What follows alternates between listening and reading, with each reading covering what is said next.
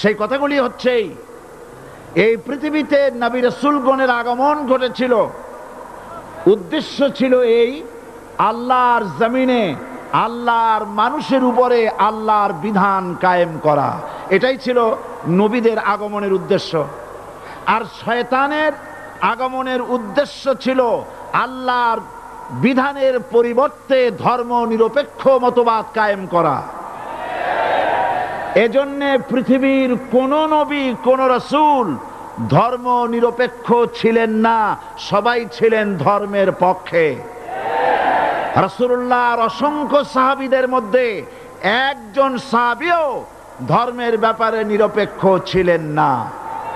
গোটা বিশ্বের সমস্ত মুহাদ্দিস, মুফাসসির এবং বড় বড় ওলামা, পীর বুজুর্গ, এমন একজন লোক পাওয়া যাবে না যিনি ধর্মনিরপেক্ষ মতবাদের অনুসারী ছিলেন। তাই ধর্মনিরপেক্ষ মতবাদের অনুসারী হওয়ার অর্থই হচ্ছে পবিত্র কোরআন হাদিসের সরাসরি অমান্য করা এবং আল্লাহ ও তার রাসূলের সাথে বিদ্রোহ ঘোষণা করার শামিল। ধর্মনিরপেক্ষ মতবাদ শয়তানের আবিষ্কৃত মতবাদ বলেই দুনিয়ার অধিকাংশ ইহুদি, খ্রিস্টান, মুশরিকরা এই মতবাদের অনুসারী। ইসলাম সম্পর্কে অনভিজ্ঞ পৃথিবীর কিছু কিছু মুসলিম দেশের কিছু কিছু নামধারী মুসলমান ধর্মনিরপেক্ষ মতবাদের ষড়যন্ত্রে পা দিয়েছে।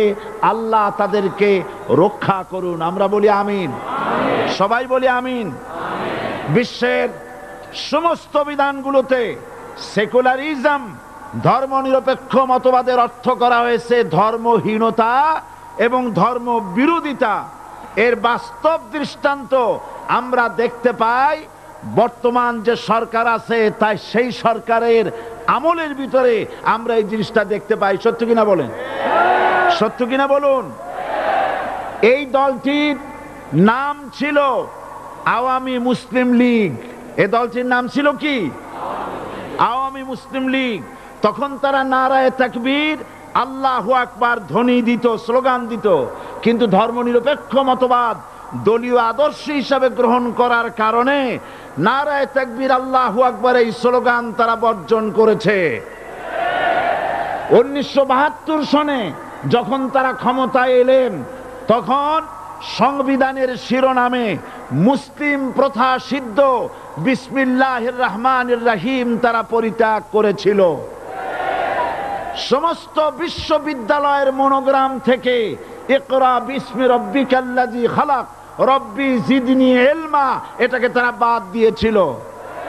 সলিমুল্লাহ মুসলিম হল এই নাম থেকে মুসলিম শব্দ বাদ দিয়েছিল। নজরুল ইসলাম কলেজের নাম থেকে ইসলাম শব্দ বাদ দিয়ে শুধু নজরুল কলেজ করেছিল।